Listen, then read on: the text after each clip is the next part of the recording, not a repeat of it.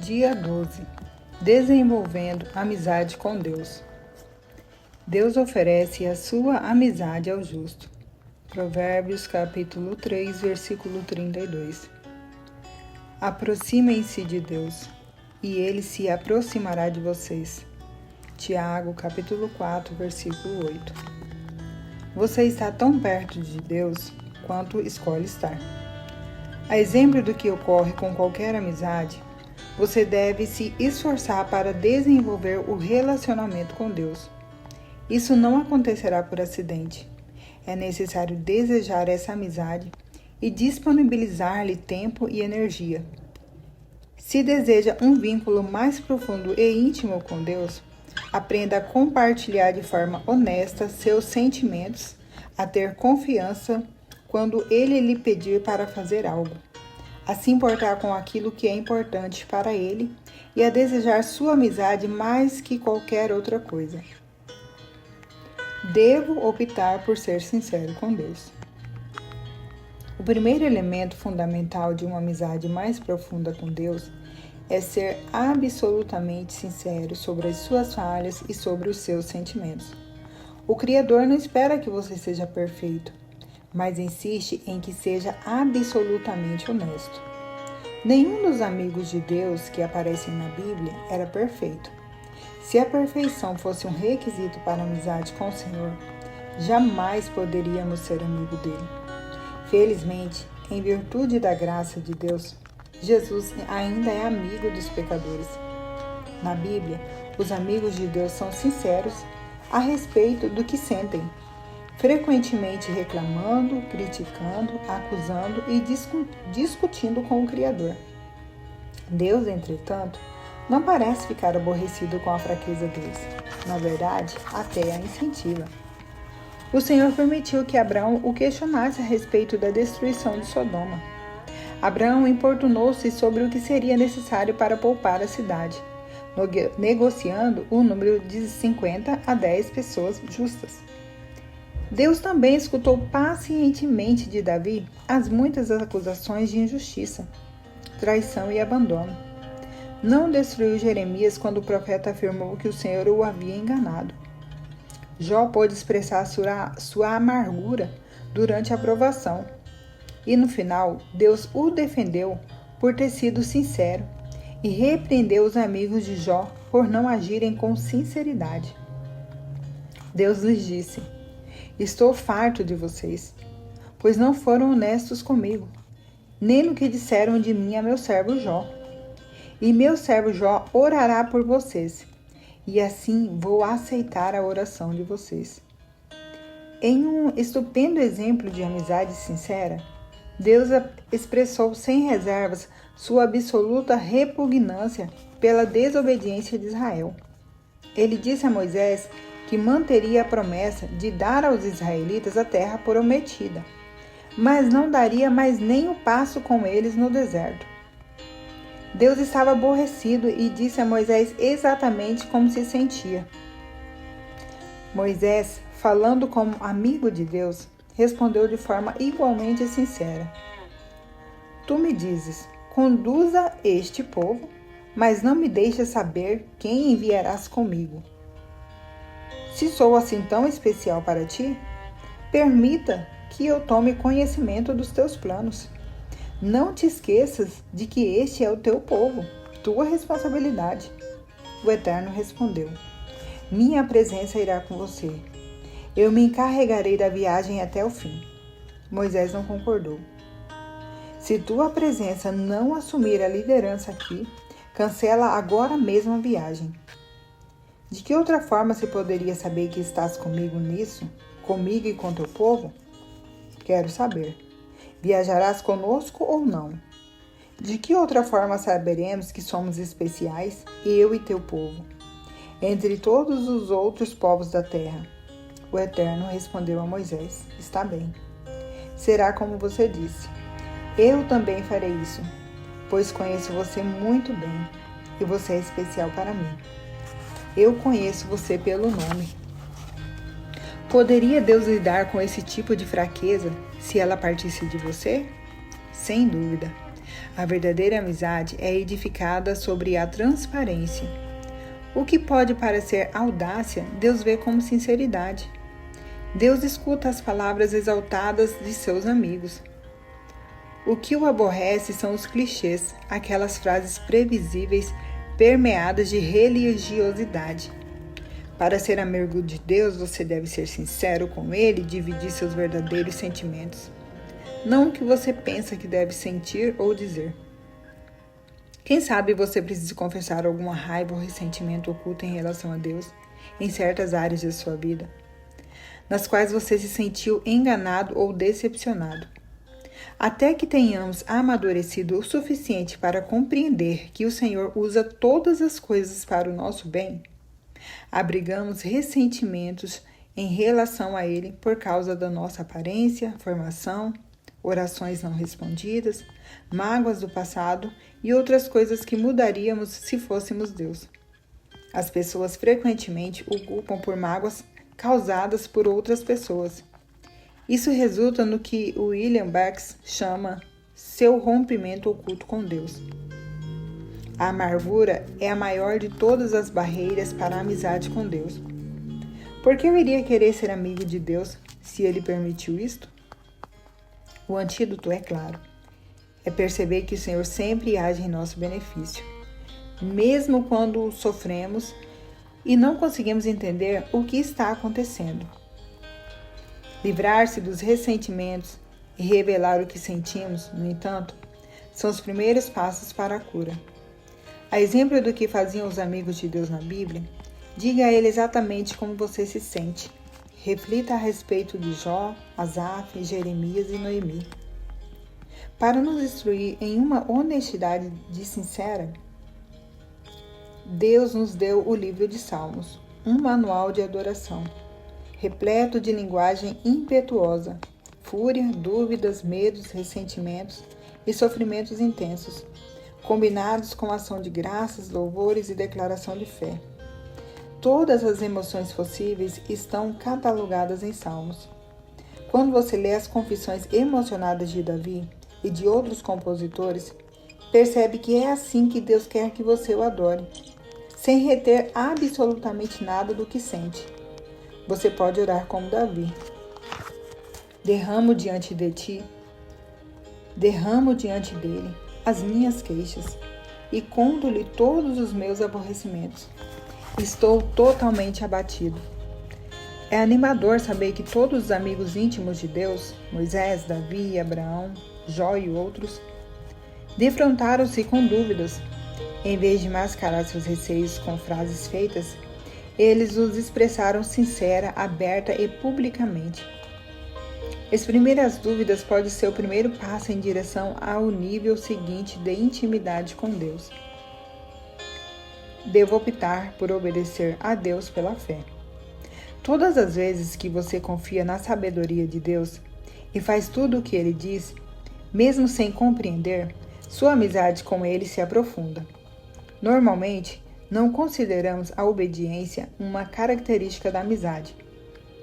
Ela parece mais adequada ao relacionamento com os pais, com o chefe ou com algum superior imediato, mas nunca com um amigo. Jesus, no entanto, deixou claro que a obediência é uma condição para se obter intimidade com Deus. Ele disse: "Vocês serão meus amigos se fizerem o que eu ordeno."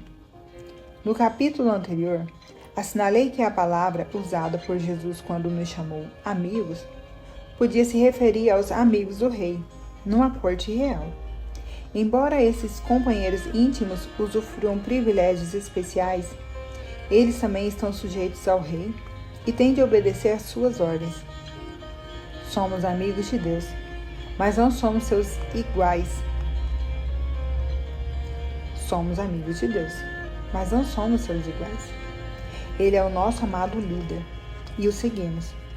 Obedecemos a Deus não por obrigação, nem por medo ou imposição, mas porque o amamos e confiamos que Ele sabe o que é melhor para nós.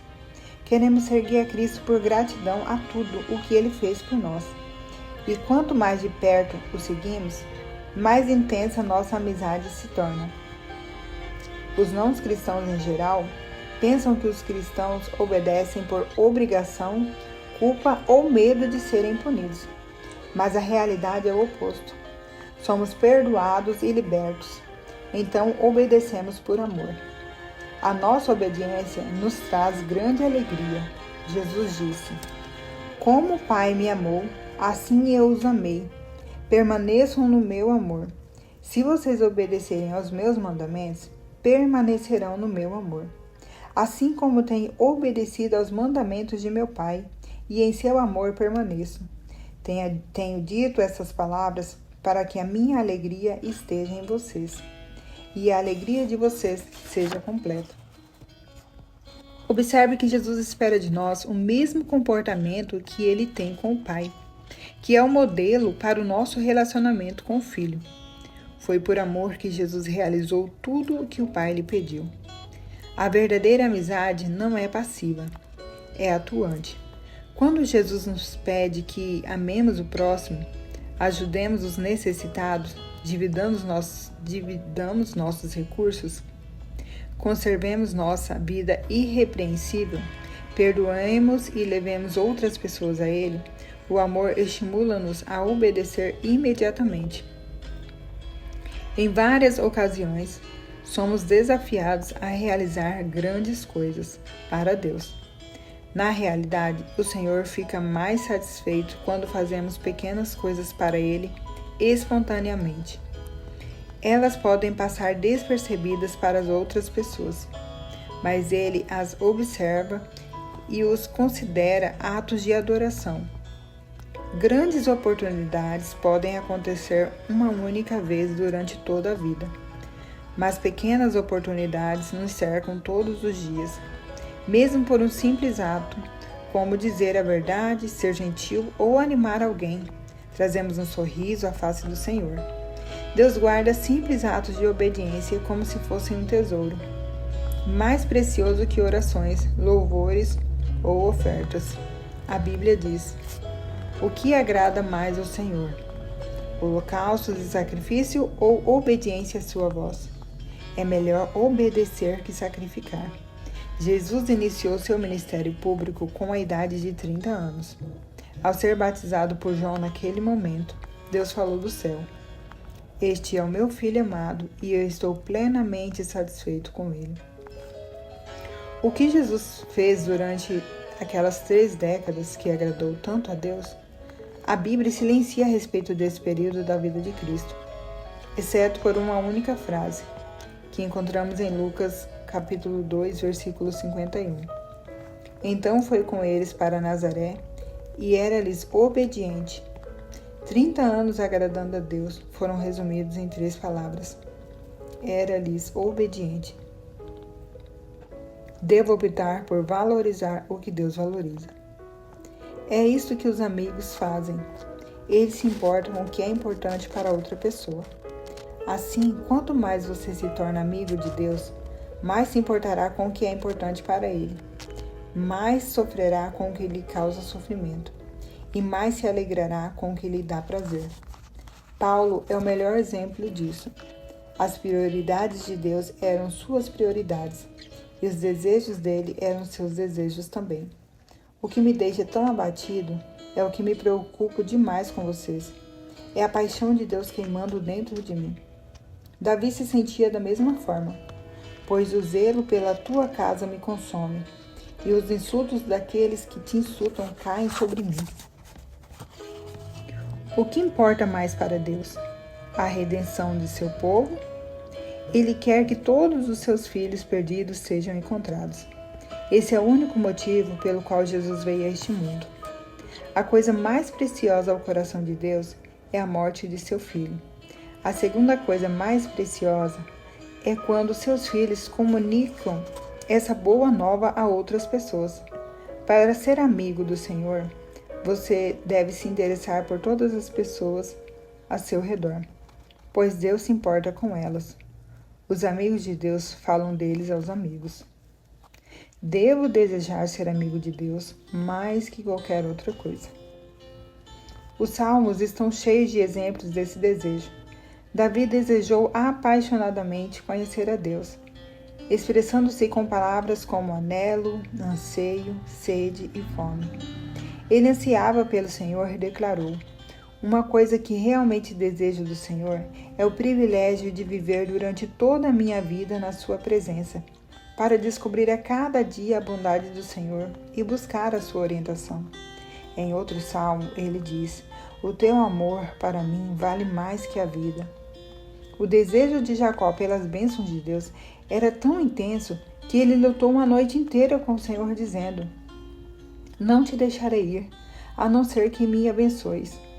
A parte mais maravilhosa dessa história é que Deus, que é todo-poderoso, permitiu que Jacó vencesse. O Criador não fica ofendido quando lutamos com ele, porque lutar exige contato pessoal e nos traz para perto dele. Lutar também é uma atitude apaixonada, e Deus gosta quando demonstramos paixão por ele. Paulo foi outro homem que nutria uma amizade ardente com Deus. Nada era mais importante.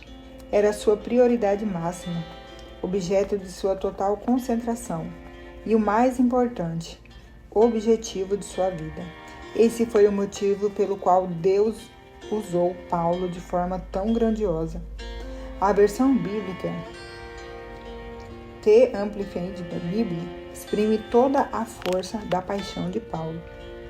Meu firme propósito é que eu possa conhecê-lo e que possa conhecê-lo cada vez mais profundamente e intimamente, percebendo, reconhecendo e compreendendo as maravilhas da sua pessoa com mais clareza e intensidade. A verdade é, você está tão perto de Deus quanto escolhe estar. A amizade íntima com Deus é fruto de uma escolha, não de uma eventualidade, e você deve buscá-la intencionalmente. Você realmente a deseja mais que qualquer coisa? Qual a importância disso para você? Vale a pena desistir de outras coisas por causa dela? Valeria ela o esforço de desenvolver certos hábitos e habilidades? Talvez você tenha sido apaixonado por Deus no passado, mas perdeu aquele desejo. Esse foi o problema dos cristãos de Éfeso. Haviam perdido o primeiro amor. Faziam todas as coisas corretamente, mas por obrigação, não por amor. Se você está passando por alguma instabilidade espiritual, não se surpreenda quando Deus permite que você sofra. O sofrimento é o combustível da paixão. Ele gera energia com tal intensidade que transforma o que normalmente não possuímos. Assim disse C.S. Lewis: o sofrimento é o megafone de Deus. É a forma de Deus nos sacudir da letargia espiritual. Os nossos problemas não são uma punição, mas apelos de um Deus amoroso para nos despertar. O Senhor não está irritado com você. Está irritado por você e fará o que for necessário para trazê-lo de volta à comunhão com Ele. Há, porém, um meio mais fácil de reacender a paixão por Deus. Comece a pedir que Ele lhe dê paixão e continue pedindo até que a receba. Repita esta oração ao longo do dia. Querido Jesus, mais que qualquer outra coisa, quero conhecer-te intimamente. Deus disse aos cativos da Babilônia: quando vocês me buscarem, me encontrarão. Sim, quando me buscarem de todo o coração e em primeiro lugar. Dou a vocês a certeza de que não vão se decepcionar. Seu relacionamento mais importante. Não há nada, absolutamente nada mais importante que fazer amizade com Deus. Esse é um relacionamento que durará para sempre. Paulo disse a Timóteo: algumas dessas pessoas perderam a coisa mais importante da vida. Elas não conhecem a Deus. Você perdeu a coisa mais importante da vida? Pois pode fazer algo a respeito agora mesmo. Lembre-se, a escolha é sua. Você está tão perto de Deus quanto escolhe estar. Dia 12. Pensando sobre meu propósito de vida. Tema para reflexão. Estou tão perto de Deus quanto escolho estar. Versículo para memorizar. Aproximem-se de Deus e Ele se aproximará de vocês. Pergunta para meditar. Que escolhas práticas farei hoje para me aproximar mais de Deus?